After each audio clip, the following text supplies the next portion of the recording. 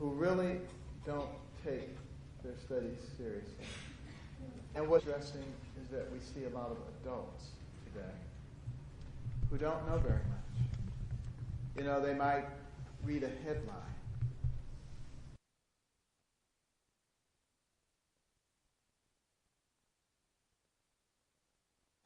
Particularly rebels in, because they will write inappropriate headlines that are just blatant lies. But if you read the article and then you actually get down to what was actually said, and you see that the headline was inaccurate, but they don't care about that. And it is such a critical thing right now that we, the populace, become extremely well informed because of what we're dealing with. And we all think that we probably are pretty smart, but I want us all to promise ourselves to do something. Promise yourselves that you will spend 1/2 hour a day reading about and learning something that you don't know. Something that, just a half an hour. That's not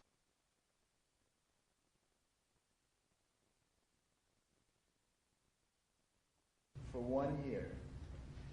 People who haven't seen you for a while will say, "Who are you?" I mean, they'll think you've been possessed. They just won't even recognize you because you'll be such a different person. And that's what we need, the ability to actually critically analyze things that are going on. And you know, my mother understood that about me and about my brother. We were doing so poorly. So she prayed God to give her the wisdom to know what to do, to get her young sons to develop their minds. And you know, that's the wonderful thing about God. You don't have to have a PhD to talk to him. You just have to have faith. And she had faith that he would answer her prayer, and he did. He gave her the wisdom, at least in her opinion. My brother and I didn't think it was all that wise. I mean, turning off the TV, what kind of wisdom is that? As far as we were concerned, that was child abuse. But to make matters worse, she said we had to read 2 books apiece from the Detroit Public Library every single week and submit to her written book reports, which she couldn't read, but we didn't know that. You know?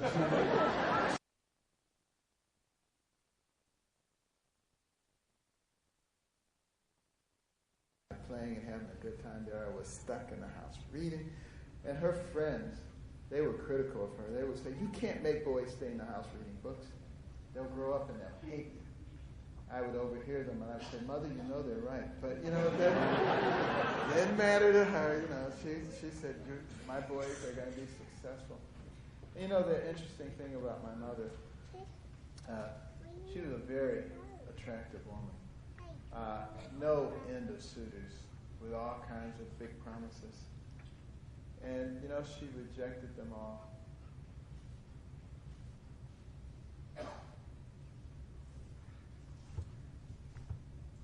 Because she wanted to make sure that we were successful. You know, and, you know, to have godly parents, what an incredible blessing it is. And I do believe that if you'd taken my mother and you put her in any home in America, those kids would have been successful. It makes a huge difference the way that we raise our children. And we need to spend a lot of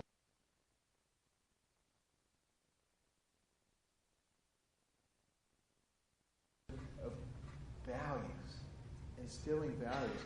You know, we're not supposed to talk about that anymore because the PC police say there is no right or wrong. Everything is relative. And what gives you the right to say that, you know, this is a value that we should uphold? What gives you the right to say that the traditional family with a father and a mother is the best model? And how come there can't be other models that are just as valid? You're not supposed to talk about the fact that so many of the young women are having babies out of wedlock. But, you know, at some point, we have to wake up and recognize when that woman has that first baby, her education usually stops at that point. And that baby is at least 4 times as likely to grow up in poverty. And that becomes a drag on our society. That's not strengthening our society. That is weakening our society. And if we can't talk about it, it just continues to multiply over the course of time. And what we are going to have to do, we, the people, are going to have to recognize that these societal problems are weakening us and weakening our future, and we're going to have to come up with the solutions. We're the private sector, business, industry, academia, Wall Street, churches, community groups. We're the ones who are going to have to go in and put in daycare centers in some of our inner cities so that that woman can have a safe place to put those children so that she can then get her GED or her associate's degree or her bachelor's degree or her master's degree and learn how to take care of herself and teach that to her children. That's the only way we break these cycles of dependence.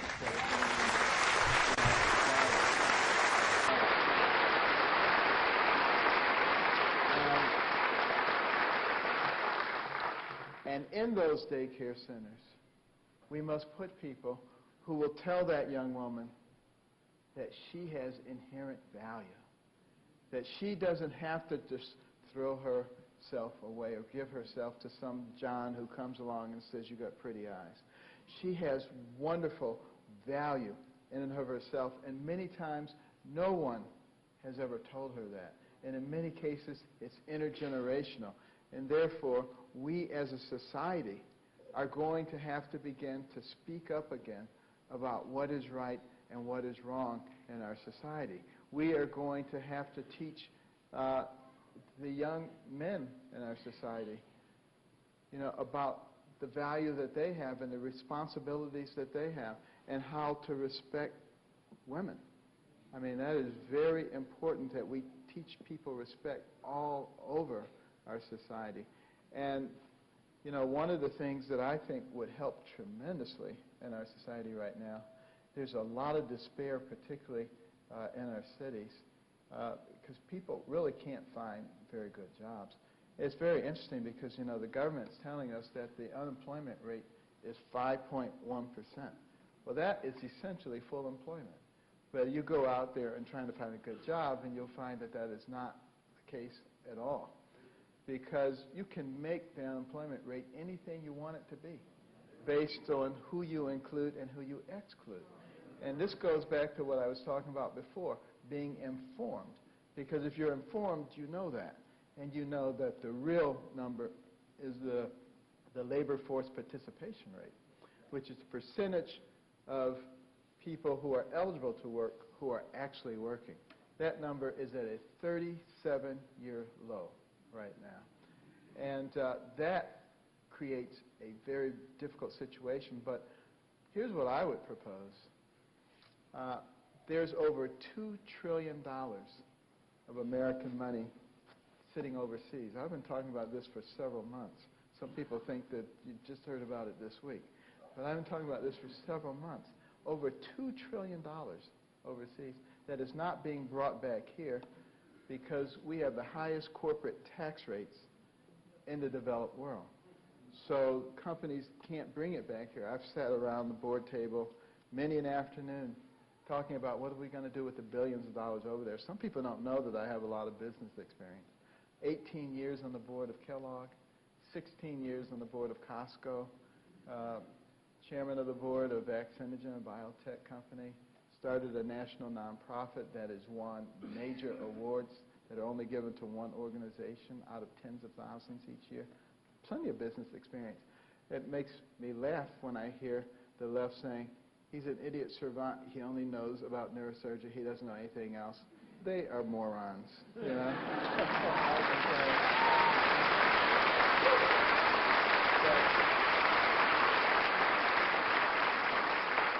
But we spent many an afternoon talking about what are we going to do with these billions of dollars. Well, what I would propose in a Carson administration is that we have a 6-month hiatus, tax-free. They can bring that money back with the only stipulation being that 10% of it has to be used to create jobs for people who are unemployed and on welfare. You want to talk about a giant stimulus that cost the American people not 1 red cent. That would be the biggest stimulus that we've seen since the New Deal in FDR. That's low-hanging fruit. That's easy to get.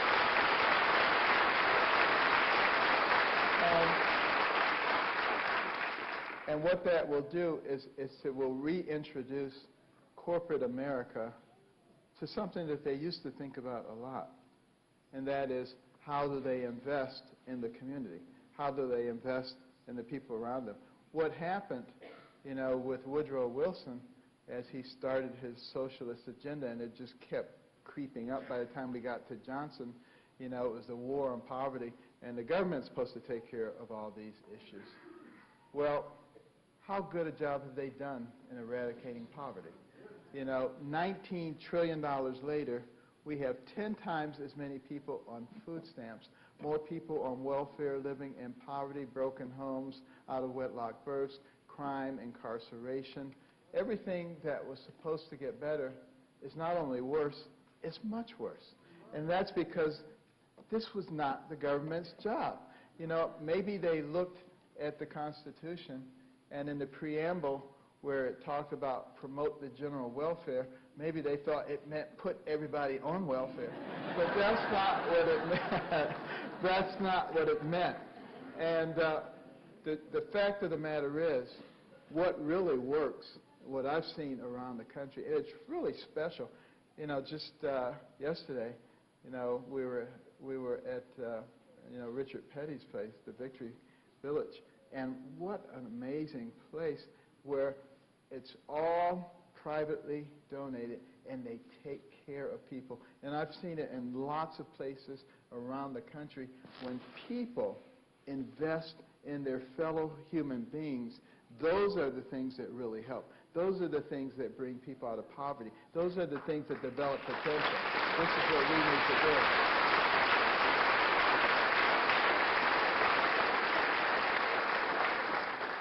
Doesn't mean the government doesn't have a role. The government can certainly help to facilitate, and coordinate the efforts of the private sector.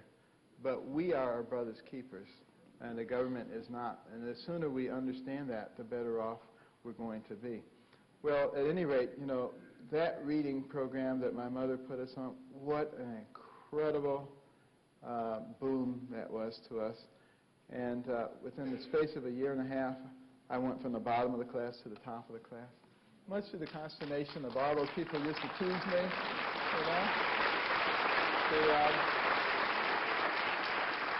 The same ones who used to tease me and call me names were now coming to me saying, Benny, Benny, Benny, how do you work this problem? And I would say, sit at my feet, youngster, while I instruct you. I was perhaps a little obnoxious, but it sure felt good to say that to those turkeys. But, it was really a revelation. And I had the same brain, but I had a different attitude. And what we need to recognize is that we are made in the image of God.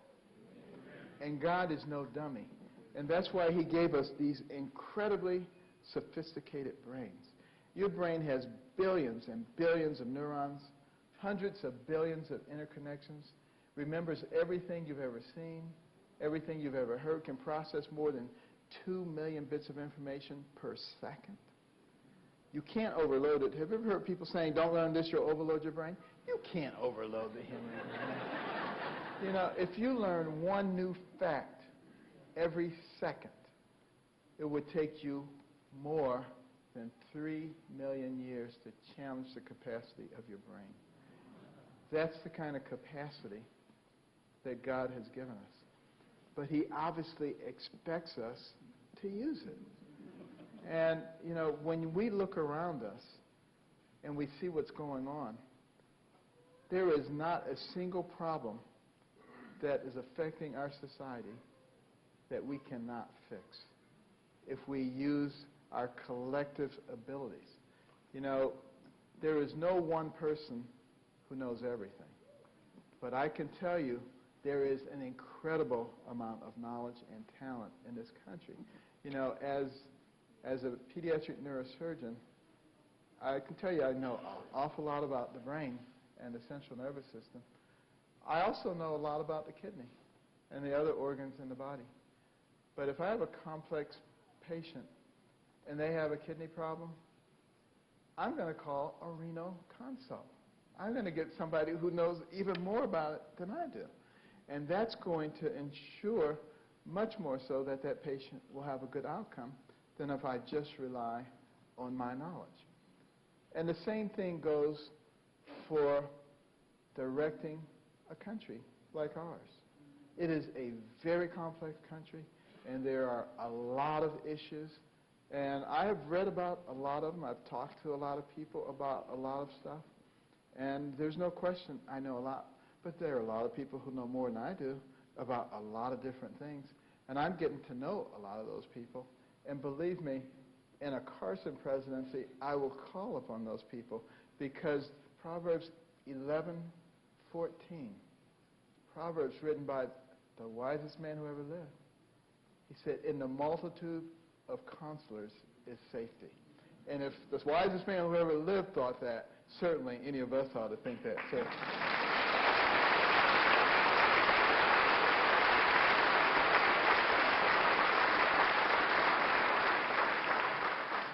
but, you know, when I think about the children and their future, one of the things that is most worrisome is the amount of debt that we are leaving them. You know, Thomas Jefferson said it is immoral to pass on debt to the next generation. You know, if we could somehow, through a time machine, bring him here today, he would immediately stroke out. I mean, he would not be able to believe what we were doing. I mean, $18+ trillion in national debt? Are you kidding me? I mean, that is such a ridiculous amount of money. We can say it, but can anybody even comprehend how much money that is? I mean, $1 million is a lot, and $1 billion is 1,000 million, and $1 trillion is 1,000 billion, and we're talking about 18+ trillion.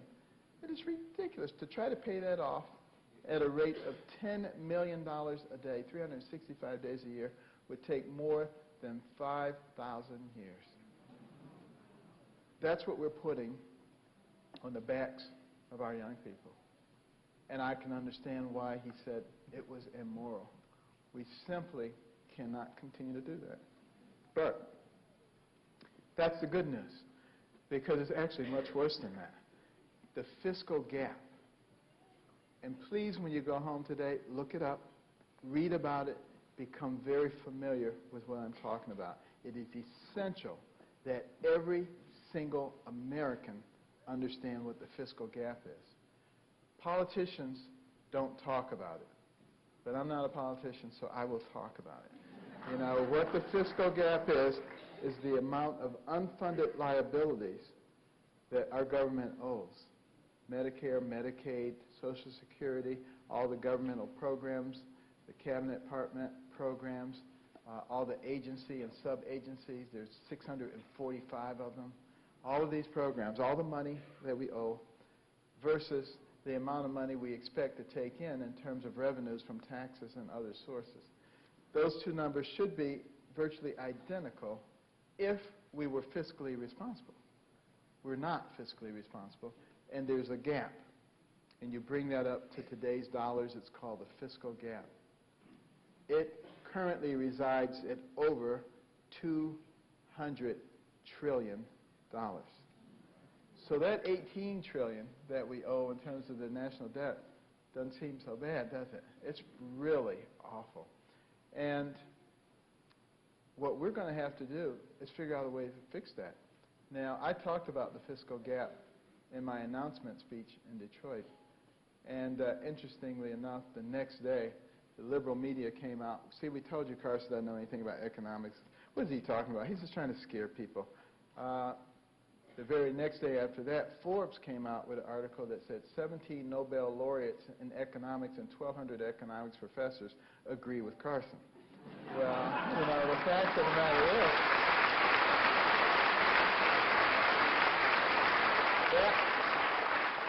that kind of took the wind out of their sails. But the fact of the matter is, this is a serious problem The only reason we can sustain that level of debt is because we can print money, which we are doing very irresponsibly. Our dollar is no longer connected to the gold standard since 1971. Our good faith and credit is all, and that is not very good right now. And if we couldn't print money, we would collapse immediately. What would happen to us would be worse, way worse than what happened to the stock market in 1929 during the Great Crash. And we are very close to that happening. And the more we increase our debt, the closer we get to that edge. And I have an assignment for each one of you. Find out who your congressman and senator is. And if they are voting to increase our debt and to raise our debt ceiling, throw them out of office. You need to do that.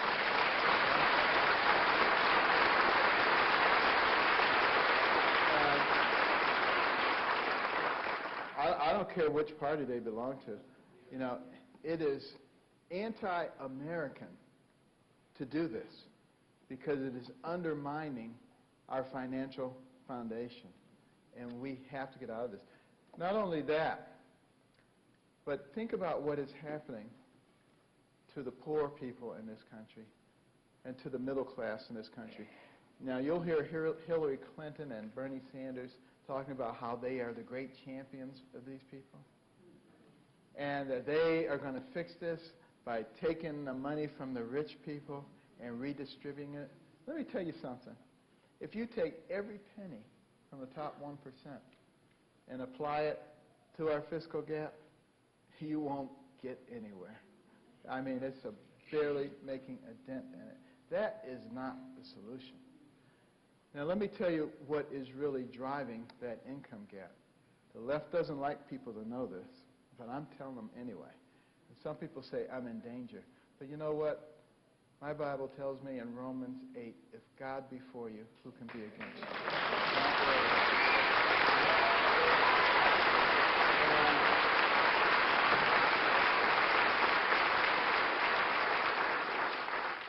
So the fact of the matter is, what is really driving it? Excessive regulations.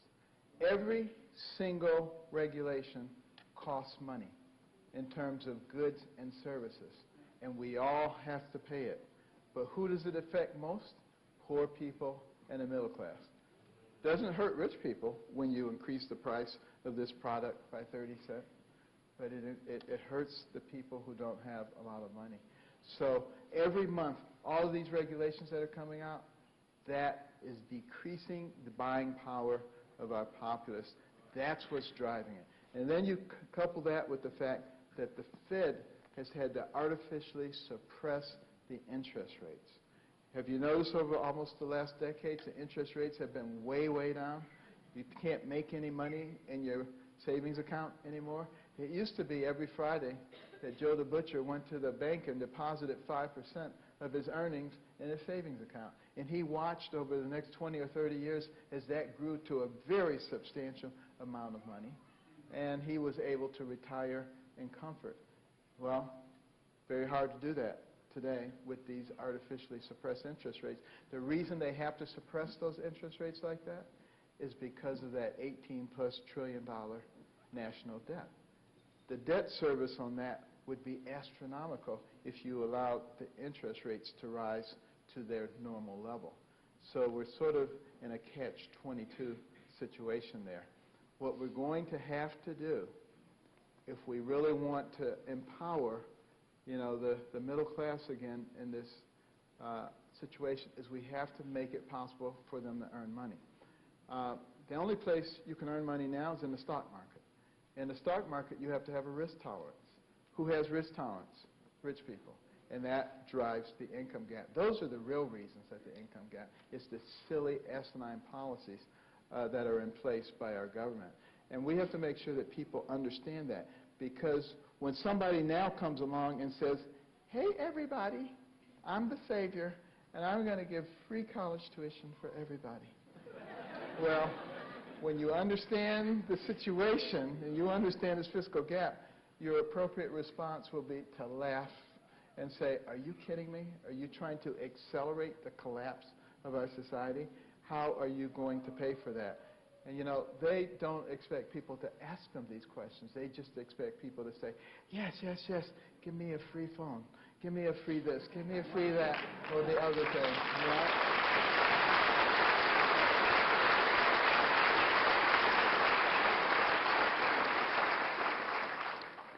To drive our debt down, we need to stoke up that economic engine.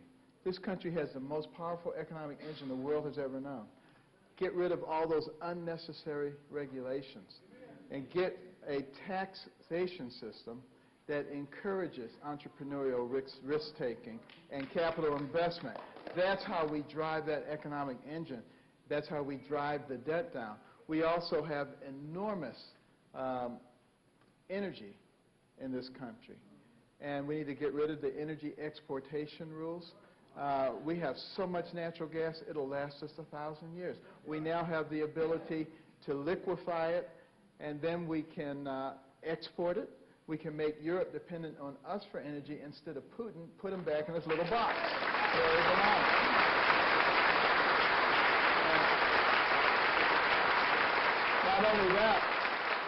Not only that, but the revenues that we generate from the efficient development of our energy, some of that can be used to fund research into alternative forms of energy. You know, we sit between two oceans. Can you imagine how much hydroelectric power there is that could be utilized? There's all kinds of things that we should be working on. We need to get back into the space program. You know, we have to spend $77 million every time we send a man into space.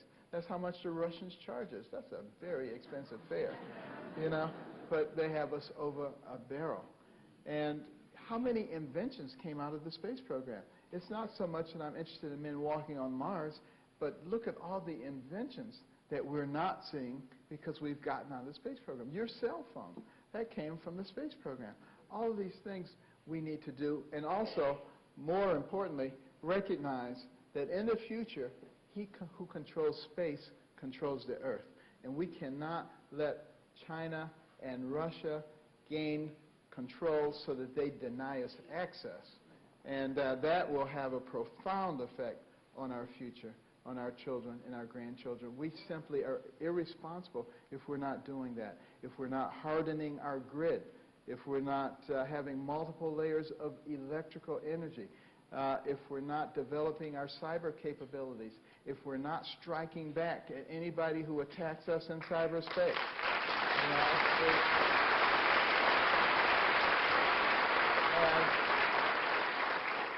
And it is absolutely essential, if we want to protect the next generation, that we have a strong military. You know, we have the smallest Navy that we've had since 1917. The smallest Air Force since 1940. Our generals are resigning. They don't want to be a part of this. The morale is very low. We have a 14% decline in our voluntary Army applications. We have 22 to 23 veterans committing suicide every day. We're not providing them with the support they need. You know, we need to fix all those things. Our veterans, our military people, when they sign up for the military, we should also sign them up for a support system that's to support them all the way through their military career. And a year before their discharge, we should be working on reintegrating them into society. It should be a clean transition. As far as their health is concerned, they should have a health savings account. They should be able to go to any health care facility they want to. And we should be happy to take care of them.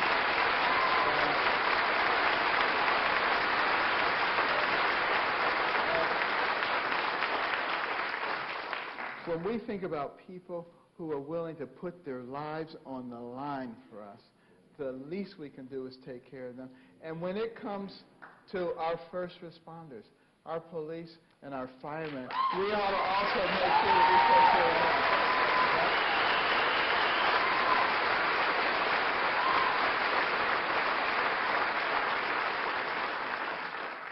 of them. And the last thing I want to say here is, you know, in Charleston, South Carolina, a few months ago, a crazed individual killed a bunch of people. Now, what was the big story out of that by the media? The Confederate flag. That wasn't the big story. The big story was the Christian attitude that the people in that church had.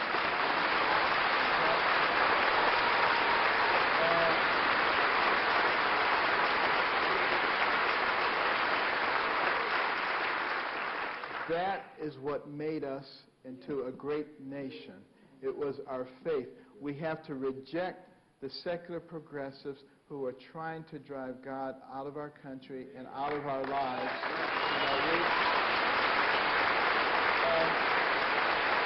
And bear in mind,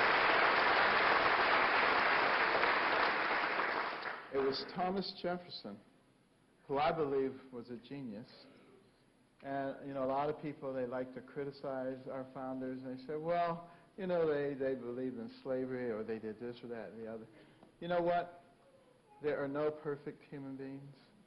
And you go back through history, and just about every society had slavery at some point or did other bad things. The question is, can you learn from those things? And can you become a better person because of those things? And I think that Thomas Jefferson was a genius. And one of the things that he said that we should take to heart, he said, because of the system that we have put in place, which is a wonderful system, and they studied every system in the world before they put this together. They said, but because of the system, the people of America will eventually become less vigilant and less informed and will participate less. And as a result, the government will grow, it will expand, it will insinuate itself into every aspect of our lives. It will begin to take control. But just before we turn into something else, he said the American people would recognize what was happening. They would wake up and they would regain control. I say now is the time.